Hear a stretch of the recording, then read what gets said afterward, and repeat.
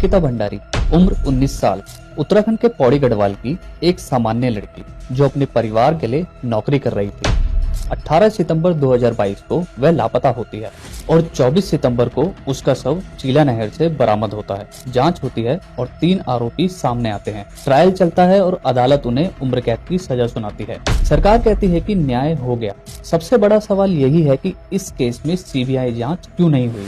भारत में सीबीआई अपने आप किसी केस में नहीं आती है, या तो राज्य सरकार उसे बुलाती है या फिर हाई कोर्ट और या तो सुप्रीम कोर्ट आदेश देता है। और इस मामले में राज्य सरकार ने सीबीआई जांच की सिफारिश नहीं की और अदालत से भी एक ऐसा आदेश नहीं आया कि इसकी जांच होनी चाहिए। इसका मतलब यह नहीं है कि सीबीआई को रोका गया, इसका मतलब है कि सीबीआई को आने ही नहीं दिया गया। अब इसमें सवाल उठता है क्यों? सरकार के पास पूरी ताकत थी, वह चाहती तो सीबीआई बुला सकती थी, लेकिन उसने केवल एसआईटी बनाई।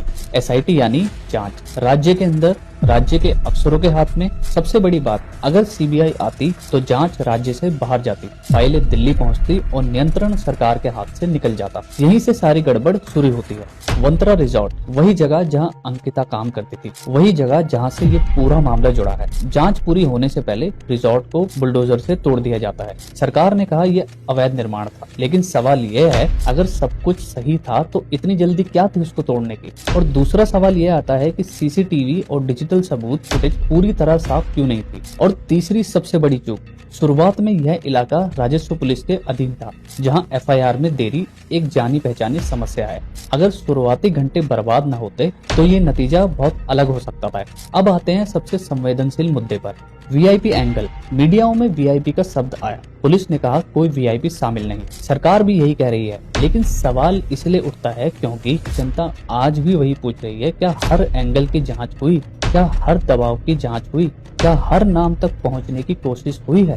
सीबीआई इसलिए नहीं मांगी जाती क्योंकि वह राज्य से ऊपर जाकर देखती है किसने यह कार्रवाई रोकी और किसने यह कार्रवाई रुकवाई। अगर इस प्रदेश में एक कामकाजी लड़की सुरक्षित नहीं है, अगर शिकायत पर तुरंत कार्रवाई नहीं होती, अगर सबूत पहले से नष्ट हो जाते हैं, तो गलती सिर्फ अपराधियों की नहीं, सिस्टम की सबसे बड़ी विफलता होती है और जवाबदेही सरकार की बनती है।